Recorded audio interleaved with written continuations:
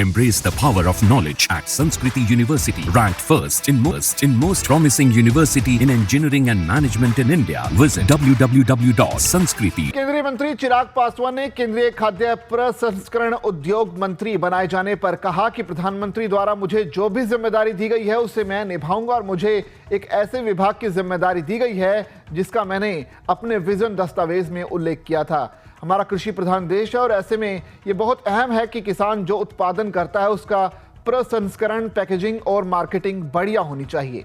मंत्री जी के द्वारा जो भी जिम्मेदारी मुझे दी गई है और ये एक ऐसे विभाग की जिम्मेदारी मुझे दी गई है जिसकी चर्चा मैंने मेरे विजन डॉक्यूमेंट में हमेशा की थी।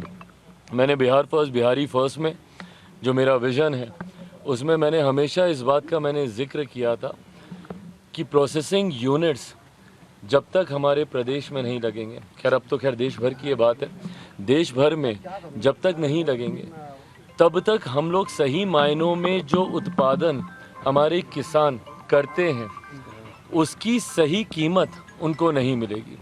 कृषि प्रधान देश है हमारा, ऐसे में ज़रूरी है कि जो उत्पादन वो करते हैं उसकी प्रोसेसिंग बढ़िया से हो, पैकेजिंग बढ़िया से हो, उसकी मार्केटिंग बढ़िया से हो। मैं एक दो उदाहरण अपने राज्य के मैंने हमेशा दिए। बिहार में जिस क्षेत्र से मैं आता हूँ, हाजीपुर, केला वहाँ का इतना मशहूर है, पर वो केले की अगर प्रोसेसिंग हो, उसके चिप्स बनते हैं, अलग अलग चीज़ें बनती हैं, ऐसे में इन यूनिट्स का बहुत बड़ा योगदान है। मखाना आज देश में ही नहीं दुनिया में आज उसकी पहचान है, जाना जाता है। उसके प्रोसेसिंग यूनिट्स लगने की ज़रूरत है।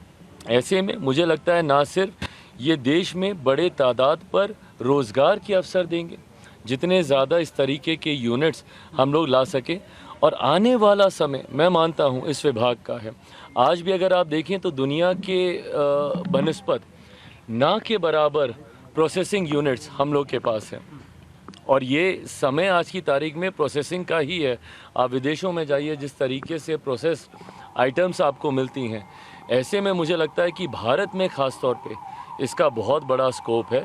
इस उम्मीद के साथ कि जो जिम्मेदारी प्रधानमंत्री जी ने मुझे दी है उसको पूरी ईमानदारी से और पूरी मेहनत से उसको आगे लेकर जाएंगे, और यकीनन आने वाले दिनों में देश के विकास में इस विभाग का एक महत्वपूर्ण योगदान होगा।